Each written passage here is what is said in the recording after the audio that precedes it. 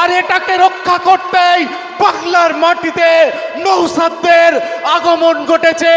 আপনারা নৌসাদদের হাতে হাত মিলিয়ে এই বাংলার ভূমি থেকে সাম্প্রদায়িক শক্তিকে উৎখাত করে দেওয়ার শপথ আজকে এখান থেকে গ্রহণ করুন। আজকে কোন মাটি এটা? এই বিজেপি তৃণমূল ভুলে যাচ্ছে, এ মাটিকে তারা চিনতে পারেনি। রামকৃষ্ণ পরমহংসদেব, নিশ্চয়ই নাম শুনেছেন আপনারা। রামকৃষ্ণ পরমহংসদেব গুরু আদেশ পেয়ে প্রথমে মসজিদে ছুটে গিয়েছিলেন, গোটা কোরআনটাকে পাঠ করেছিলেন, তারপরে মন্দিরে গিয়ে গীতা পাঠ করেছিলেন, রামায়ণ পাঠ করেছিলেন, বাইবেল পাঠ করেছিলেন। তারপরে গুরুর কাছে এসে বলেছিলেন, আমি সমস্ত ধর্মগ্রন্থ পাঠ করে করে দেখেছি, প্রতিটা ধর্ম একটা সুতোর গিটে বাঁধা রয়েছে, অর্থাৎ যত মত তত পথ। তাই তো আমি আশফাকুদ্দিন মুসলিম পরিবারের জন্মেও যেমন লা ইলাহা ইল্লাল্লাহু মুহাম্মাদুর রাসূলুল্লাহ বলতে জানি, ঠিক তেমনি বলতে জানি ইয়া দেবী সর্বভূতেষু বুদ্ধি রূপে এলো সংস্থিতা নমস্তি ইয়া নমঃ নমঃ। বুদ্ধি রূপে এলো নমস্তি নমস্তি ইয়া নমস্তি, ইয়া দেবী সর্বভূতেষু শক্তি রূপে এলো সংস্থিতা নমস্তি ইয়া নমঃ নমঃ। এটা তো সেই ভারতবর্ষ। নওশাদ বাবুরা, নওশাদ ভাইজানরা, বিমান বাবুরা এই বাংলাকে রক্ষা করার স্বপ্ন নিয়ে আপনাদের কাছে এসেছে আজকে। আপনারা সেই স্বপ্নকে বাস্তবায়িত করবেন তো 29 এপ্রিল? বাস্তবায়িত করবেন তো? কাশেম সিদ্দিকী বলছিলেন নাকি দত্তপুকুরের র্যালিকে বা বিভিন্ন জনসভাকে নাকি জনপুকুর। আজকে কাশেম সিদ্দিককে বলতে চাই, আপনাদের জনসভায় বিরিয়ানির প্যাকেট আর গাড়ির তেল খরচ না দিলে মাঠ ভরে না। আর এখানে তেল খরচ লাগে না, বিরিয়ানির প্যাকেট লাগে না, মানুষেরা নিজেদের গাটের পয়সা খরচ করে আসে। এটা তো সবে টেলার দেখছেন, টেলার, অর্থাৎ এ তো টেলারে পিকচার আমি বাকিয়ে 29 এপ্রিলের পরে পিকচার দেখা যাবে এই আমডাঙ্গার মাটিতে। আজকে এই বাংলার মাটিতে মমতা বন্দ্যোপাধ্যায়ের কাছে যখন মইদুল মিদ্দেরা বাংলার এমএসসি পাস, বাংলার বিএসসি পাস, এমএ বিএড ছেলেরা যখন চাকরির জন্য যাচ্ছে, তখন বাংলার মুখ্যমন্ত্রী বলছেন কি জানেন? আপনারা চপ তৈরি করুন, চপ বেচুন, ঘুগনি বেচুন। আজকে দত্তপুকুরের মাটিতে দাঁড়িয়ে ওই সমস্ত বেকার শিক্ষিত ছেলে মেয়েদের বাবা মা কাছে বিচার দিয়ে যাব, আপনার ছেলেটাকে লাখ লাখ টাকা খরচ করে পড়িয়েছেন, তার একটা আইডেন্টিটি হয়েছে, তার একটা পরিচয় হয়েছে, সে এমএসসি পাস, সে পিএসসি পাস। আজকে বলুন, আপনার ছেলেকে ঘুগনি বেচতে বলছেন, আপনার ছেলেকে চপ বেচতে বলছেন, এর বিরুদ্ধে হে মায়েরা, হে ওই সমস্ত শিক্ষিত বেকারদের বাবারা জবাব দেবেন না দেবেন না? এই প্রশ্ন চিহ্ন আপনাদের কাছে রেখে বিদায় নেব আজকে। আজকে বাংলার মাটি থেকে মীর জাফর কবরস্থ হয়েছে, কিন্তু বাংলার মাটিতে মীর জাফর শব্দটা আজও চলমান রয়েছে। কি বন্ধু, মীর জাফর শব্দ চলমান রয়েছে তো? আমার বিশ্বাস জাগে এই আমডাঙ্গার মাটি, এই বাংলার মাটি 26-এর নির্বাচনে বাংলার ভূমিতে তৃণমূলকে কবরস্থ করবে। কি করবেন তো নাকি? তৃণমূল কংগ্রেস কবরস্থ হবে ঠিকই, কিন্তু এই মীর জাফর শব্দের মতো তৃণমূল নামক শব্দটাও বাংলার মাটিতে বহমান থাকবে। কি করে জানেন? আগামী দিনে অদূর ভবিষ্যতে বাংলায় যখন এলাকায় এলাকায় চোর ধরা পড়বে, আপনারা চোর ধরা পড়েছে বলবেন না, আপনারা বলবেন তৃণমূল ধরা পড়েছে। আর বাংলার মানুষ বুঝে যাবে যে চোর ধরা পড়ে গিয়েছে, অর্থাৎ বাংলার মাটিতে চোরের আরেকটি সমর্থক শব্দ হিসাবে তৃণমূল শব্দের আবির্ভাব হচ্ছে। দেখবেন বাংলা পরীক্ষায় ছেলে মেয়েদের একটা প্রশ্ন আসে, সেখানে লিখতে হয় চোরের সমর্থক শব্দ লেখো দুটি বা একটি। আগামী দিনে আমি দায়িত্ব নিয়ে বলছি, আমাদের ঘরের ছাত্র ছাত্রীরা চোরের সমর্থক শব্দ হিসাবে পরীক্ষার খাতাতে যদি লিখে আসে তৃণমূল তৃণমূল, তাহলে কোনো শিক্ষক ওর ওটাকে কেটে দিতে পারবে না, কারণ সেই শিক্ষকও জানে যে এই ছেলেটি এই মেয়েটি সঠিক লিখেছে, তাই একে ফুল মার্কস দিয়ে দিলাম। বুঝতে পারছেন কথা? আলোচনাটা পুরো চেঞ্জ করে দিলাম যেহেতু সৌরভদা সব বলেছেন। তো যাই হোক, শেষ করব, আরো বক্তারা আছে, আমাদের দাদা বিশ্বজিৎ দা বলবেন, তিনি প্রার্থী, আপনাদের আকাঙ্ক্ষিত মানুষ। নওশাদ ভাইজান উপস্থিত হচ্ছেন, একটি কথা বলেই শুধু শেষ করব আপনাদের কাছে। আজকে বাংলার মাটিতে আপনারা লক্ষ্য করেছেন বিজেপি আর তৃণমূলের আঁতাত, বিস্তারিত বলতে গেলে সময় লেগে যাবে। আজকে মনে রেখে দেবেন বন্ধু, এই বাংলার মাটিতে তথা ভারতবর্ষের মাটিতে যদি পদ্ম ফুল জেতে বাবুল মন্ত্রী হয়, আর জোড়া ফুল জিতলেও বাবুল মন্ত্রী হয়। তাই বাংলার মানুষ এই দুটি ফুলকেই বয়কট করার শপথ নিয়ে ফেলেছে। সাথে আমডাঙ্গার মানুষেরাও আজকের শপথ নিচ্ছে, বাংলার মাটি থেকে ঘাস ফুল ও পদ্ম ফুল বয়কট করলাম। আগামী দিনে এই বাংলার মাটিতে নতুন করে আর এক বুদ্ধদেবের দায়িত্ব দিতে হবে, আর একজন বুদ্ধদেবের হাতে বাংলার সরকার তুলে দিতে হবে, যিনি এই বাংলার মাটিতে দাঁড়িয়ে বলবে যদি কেউ বাংলার মাটিতে সাম্প্রদায়িক কথাবার্তা এখানে বলেন তাহলে মনে রেখে দেবেন, আমি রাজ্য সরকার, আমি বুদ্ধদেবের উত্তরসূরি, আমি জ্যোতিবাবুদের উত্তরসূরি হয়ে বলছি, এই বাংলার মাটিতে যদি কেউ মন্দির মসজিদের কথা তোলে তার মাথাকে ভেঙে খান খান করে গুড়িয়ে দেব। এই কথা বলার সাহস যে রাখে সেই বামপন্থী বন্ধুদের হাতে এই বাংলা তুলে দেওয়ার শপথ আজকে এখান থেকে নিয়ে গিয়ে বিচার প্রার্থনা করছিলেন। ওই সময় বিজেপির দুষ্কৃতীরা, বিজেপির বন্ধুরা উন্নাধর্ষিতার বাবাকে পিটিয়ে পিটিয়ে খুন করলো রাস্তার উপরে। সেদিন নরেন্দ্র মোদীর হিন্দু প্রেম কোথায় ছিল? একটিও ফোন করে সমবেদনার কথা ওই হিন্দু পরিবারকে জানাতে পারেননি।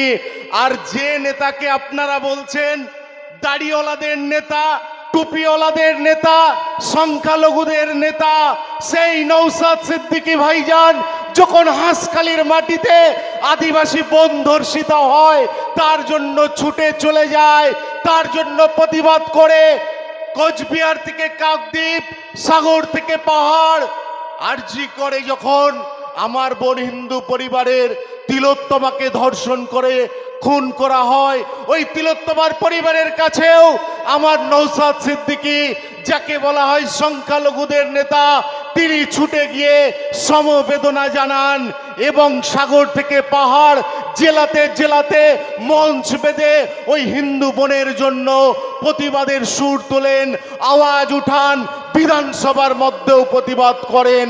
সেই নওশাদ সিদ্দিকীর খাম চিহ্নে ভোট ভিক্ষা চাইতে এসেছি, ভোট ঋণ চাইতে এসেছি।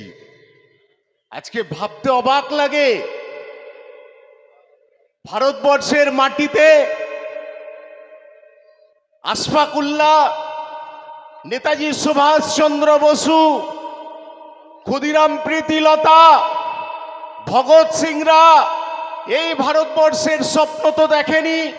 আজকে স্বাধীনতার 80 বছর পরে কে বা কারা যেন বলছেন দুর্গাপুজোর মণ্ডপ থেকে বিসমিল্লা খায়ের সানাইটা বন্ধ করে দিতে হবে। আজকে ভাবতে অবাক লাগে, ভগৎ সিং এর ভারতবর্ষে দাঁড়িয়ে 80 বছর পরে কে বা কারা যেন বলছে বিশ্বকাপ জয়ী কপিল দেবের পাশ থেকে সৈয়দ কিরিমানিকে সরিয়ে দিতে হবে। স্বাধীনতার 80 বছর পরে কে বা কারা যেন এই ভারত ভূমিতে বলছে বিশ্বকাপ জয়ী মহেন্দ্র সিং ধোনির পাশ থেকে জাহির খানকে মুছে ফেলতে হবে। স্বাধীনতার 80 বছর পরে কে বা কারা যেন বলছে তুমি হিন্দু, তুমি জয় শ্রীরাম বলো, তুমি রামায়ণ পড়েছো। আর আমার নেতা নওশাদ সিদ্দিকী বলছেন তুমি জয় শ্রীরাম বলে কত বড় হিন্দু হতে পেরেছো আমার জানা নেই, তুমি রামায়ণ পড়ে কত বড় হিন্দু হতে পেরেছো আমার জানা নেই। তবে আমরা বাঙালিরা একটু আধটু রবীন্দ্রনাথকে পড়েছি। রবীন্দ্রনাথ তার কাবুলিওয়ালা গল্পে ব্রাহ্মণ পরিবারের ছোট্ট মিলির সঙ্গে মুসলমান পরিবারের ছোট্ট রহমতের পিতৃ স্নেহ দিতে পেরেছিলেন। এটাই বাংলা তথা ভারতবর্ষের কৃষ্টি কালচার সংস্কৃতি। করজোড়ে অনুরোধ করছি, এটা আপনাদের মানে ধর্মে মহাপাপ, আত্মহত্যা মহাপাপ। দয়া করে আপনি এ কাজ করবেন না। আমাদের প্রার্থী বলছে যে আপনাদের ধর্মে, ইসলাম ধর্মে মহাপাপ আত্মহত্যা করা। দয়া করে হাত জোড় করে বলছি যে মাননীয় আপনি এ কাজ করবেন না। তফাৎটা বুঝছেন? আকাশ আর পাতাল তফাৎ। মানুষ ওই কোয়ালিটি দিয়ে বিচার করতে হয় যে ও কি আর এ কি। ওই যে গর্বের সঙ্গে বলেছিলাম না, আমরা তো এই কথা বলতে পারি না যে কাশেম সিদ্দিকী কত অহংকার দেখেন, মিডিয়ার সামনে আপনারা দেখেননি। বলছেন বিরোধী প্রার্থী সম্পর্কে বলছে, অহংকার করে বলছে কোথায় চাঁদ আর কোথায় কি, আমি মানে শব্দটা ইউজ করতে পারছি না, মানে আমাদের রুচিতে বাঁধছে। বলছে কোথায় চাঁদ কোথায় কি, এত অহংকার। এই অহংকারের জবাব আপনারা দেবেন না। 29 তারিখ আসতে দিন, এই অহংকারের জবাব দিন। আর বিশ্বজিৎ দাকে খামচিহ্নে ভোট দিয়ে বিপুল ভোটে জয়ী করুন। 2016 সাল, 11 সালে বামপন্থীরা হেরেছে। 11 সালে হারের পর পরের নির্বাচন 2016 সাল, মনে পড়ে আপনাদের? বামপন্থীরা আর কংগ্রেসীরা জোট করেছিল, আইএসএফ তখন জন্মায়নি, মনে আছে? 39% ভোট পেয়েছিল কারা? বাম কংগ্রেস জোট। আর 45% ভোট পেয়েছিল কারা? তৃণমূল কংগ্রেস। আর মাঝখানে 11% ভোট পেয়েছিল কারা? এই বিজেপি। 11% ভোট পেয়ে এই তৃণমূলকে সরকারে টিকে থাকতে সাহায্য করেছিল এই সাম্প্রদায়িক শক্তি বিজেপি। এ হচ্ছে তৃণমূলের দালাল এই বিজেপি। এই তৃণমূলকে সরকারে থাকতে সাহায্য করেছিল, সেই জন্য সেদিন ওই তৃণমূলকে আমরা উৎখাত করতে পারিনি। আর তারপরে কি লক্ষ্য করলাম? 2019 সালের লোকসভা নির্বাচন, চারিদিকে একটা হলো, ওরা আরএসএস এর ঘরে মিটিং করলো এই তৃণমূল কংগ্রেস আর এই বিজেপি। আরএসএস নাগপুরের সদর দপ্তরে বসে মিটিং করলো। তারা চিন্তা করছে যে এই সিপিএম, এই লাল ঝান্ডা, এরা তো ঘাড়ের উপর নিঃশ্বাস ফেলছে 5 বছর অতিক্রান্ত হওয়ার আগেই। এরপরে তো আমাদের ঘাড়ের উপর নিঃশ্বাস ফেলছে, যখন এর পরের নির্বাচনে আমরা আবার হেরে যাব। দুজনে এক জায়গায় বসলো, ওদের সদর দপ্তর নাগপুরে, দুজন মিলে সেটিং করলো। হিন্দু মুসলমান তাস খেলতে হবে। ভালো করে বুঝবেন বন্ধু, এই বিজেপির জাত শত্রু হচ্ছে লাল ঝান্ডা, আর তৃণমূলের জাত শত্রু হচ্ছে লাল ঝান্ডা। ওদের দুজনের দাবি এক। কেন? বিজেপি জানে এই লাল ঝান্ডা যদি মাথা চাড়া দেয় তাহলে আবার 50 বছর পশ্চিম বাংলার মাটিতে ঘেঁষতে পারবে না। আর এই তৃণমূলও জানে এই লাল ঝান্ডা যদি মাথা চাড়া দেয় তাহলে ঝাড় পর্যন্ত তুলে দেবে, এটা তৃণমূল জানে। দুজনের দাবি এক যে লাল ঝান্ডাকে দমিয়ে রাখো। দুজনে সেটিং করলো নাগপুরের আরএসএস সদর দপ্তরে বসে। তারা ঠিক করলো যে সিপিএমকে উঠতে দেওয়া যাবে না, তাহলে বিকল্প কি করতে হবে? হিন্দু মুসলমান তাস খেলো। হিন্দু মুসলমান, তুমি মুসলিমদের কাছে তৃণমূল গিয়ে বোঝাও যে বিজেপি এসে যাবে, বিজেপি এসে যাবে, তাই মুসলিম ভাই তোমরা তৃণমূলে দাও। আর হিন্দুদের কাছে বিজেপি গিয়ে বলো ভাই, মোল্লা ভাই সব তৃণমূলে ভোট দিচ্ছে, তোমরা কেন বিজেপিতে দেবে না? তোমরা বিজেপিতে দাও। তাই হিন্দু ভাইরা বিজেপিতে দিল, আর দুজনে ভাগ হয়ে গেল। তার ফসল ঘালে তুললো কারা? ওই তৃণমূল কংগ্রেস আর বিজেপি। আর বামপন্থীদের নিচে নামিয়ে দেওয়া হলো। এই ধর্মের তাস খেলে পরপর নির্বাচন পার করছে। 2019 সালের লোকসভা নির্বাচন, 2021 সালের বিধানসভা নির্বাচন, 2024 সালের লোকসভা নির্বাচন। এই 12টা বছর 15টা বছর এই ধর্মের তাস খেলে একটার পর একটা নির্বাচন পার করছে। একটা করে নির্বাচন আসছে, একটা করে নির্বাচন আসছে, ভারত পাকিস্তান যুদ্ধ, কার্গিল যুদ্ধ, পুলওয়ামা যুদ্ধ, আমাদের 56 ইঞ্চি ছাতি মোদি ভারতবর্ষকে দেখাচ্ছে আমাদের সৈন্যরা শহীদ হচ্ছে, আর বলছে আমি বাপের বেটা পাকিস্তানকে শেষ করে দিয়েছি। আমরা তো চোখ মিলে দেখতে পাচ্ছি না যে পাকিস্তানকে কিভাবে শেষ করলো। আমরাও তো চাই পাকিস্তানকে শেষ করতে, কিন্তু আমরা তো চোখে দেখতে পাচ্ছি না। আর আমরা কি দেখছি, তারা ভিতরে ঢুকে আমাদের সৈন্যবাহিনীকে হত্যা করে চলে যাচ্ছে, কিন্তু তার কোনো নির্দিষ্ট প্রমাণ আমরা দেখতে পাচ্ছি না। কিন্তু ভারতবর্ষের মধ্যে ভাগ করা হচ্ছে, অতএব ভারত পাকিস্তান যুদ্ধ করো আর হিন্দু মুসলিম ভাগ করো। আর এদিকে আমরা কি লক্ষ্য করলাম, তারপরে আসলো কি, এর পরের নির্বাচন আসলো মন্দির মসজিদের রাজনীতি করো, হিন্দু মুসলিম ভাগ করো। আর মমতা ব্যানার্জি দেখলো ও যদি বড় হিন্দু প্রেমিক হয়, তাহলে সব হিন্দু যদি বিজেপিতে চলে যায় তাহলে আমার সরকার পড়ে যাবে। আর মমতা ব্যানার্জি দেখলো মুসলিমরা তো আমার দুধেল গাই, ওকে যত যদি মুসলিমরা আমাদেরকে বিজেপির ভয় দেখিয়ে আমাদেরকে ভোট দেবে। আর আমি কি করব, কিছু হিন্দুকে তো আমার দরকার, সেই জন্য তিনি কি করলেন, দীঘায় জগন্নাথ মন্দির করলেন, আর মহাকাল মন্দির করবেন উত্তরবঙ্গে, এদিকে উনি রাজারহাটে করবেন দুর্গাঙ্গন। সেই জন্য কিছু হিন্দু ভোট ধরে রাখতে হবে। এই হিন্দু মুসলিমের রাজনীতি, এই মন্দির মসজিদের রাজনীতি, এই করে তৃণমূল কংগ্রেস আর বিজেপি দুজনে গট আপ গেম খেলে যাচ্ছে।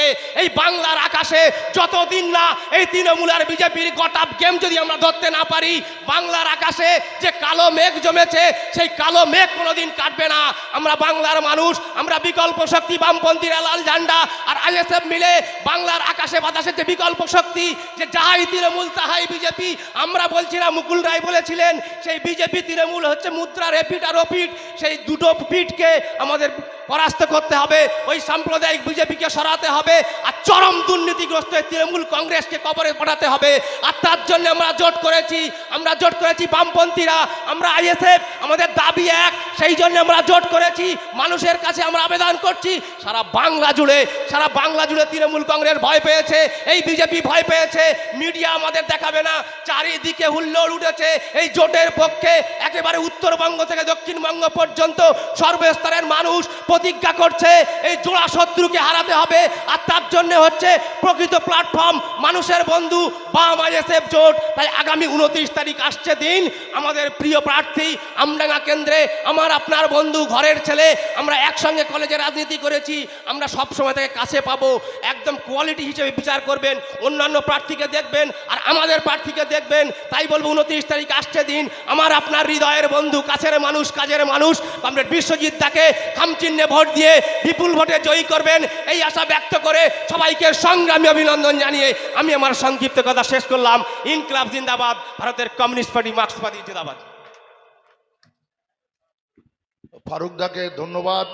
খুব অল্প সময়ে রাজনৈতিক যে বিষয়টা তুলে ধরার জন্য। এখন